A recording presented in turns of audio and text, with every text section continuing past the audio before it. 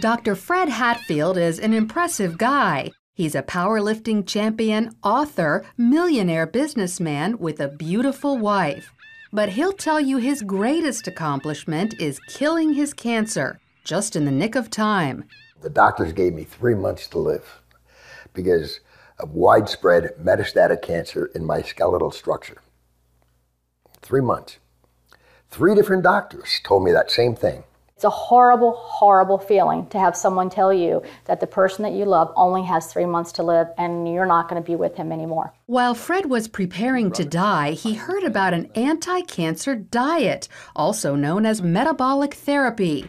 With nothing to lose, he gave it a try and was shocked when it actually worked. And the cancer was gone, completely.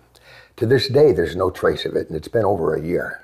Although it wasn't easy, Fred stopped eating carbohydrates because carbohydrates turn into glucose inside your body. Cancer cells love glucose and need it so badly that if you stop giving it to them, they die. And it just absolutely amazes me that medical science is just now finding this out. Fred's recovery was not a surprise to Dr. Dominic D'Agostino. His team of scientists at the University of South Florida study metabolic therapy. When they removed carbohydrates from the diets of lab mice, the mice survived highly aggressive metastatic cancer, even better than when they were treated with chemotherapy. We have dramatically increased survival with metabolic therapy. So we think it's important to get this information out. And it's not just lab mice. He's also seen similar success in people, lots of them. I've been in correspondence with a number of people, probably at least a dozen people, and over the last 1.5 to 2 years, and all of them are still alive, so despite the odds. And so this is very encouraging. All cells, including cancer cells, are fueled by glucose. But if you deprive them of glucose, they switch to the alternate fuel ketone bodies, all except cancer cells.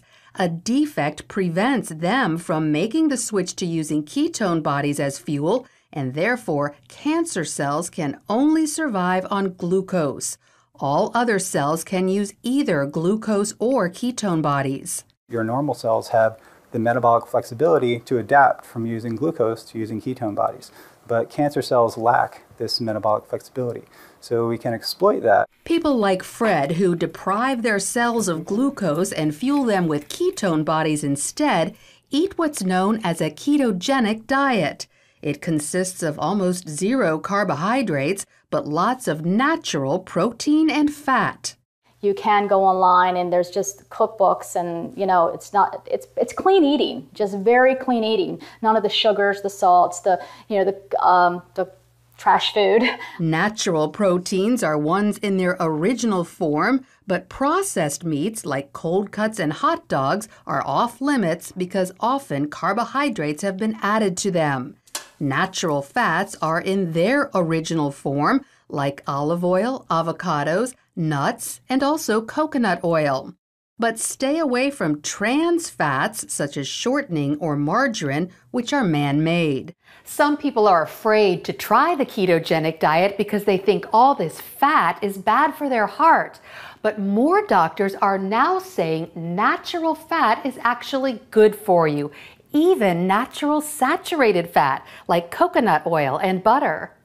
Doctors like cardiologist Stephen Sinatra. Is cholesterol the major cause of heart disease?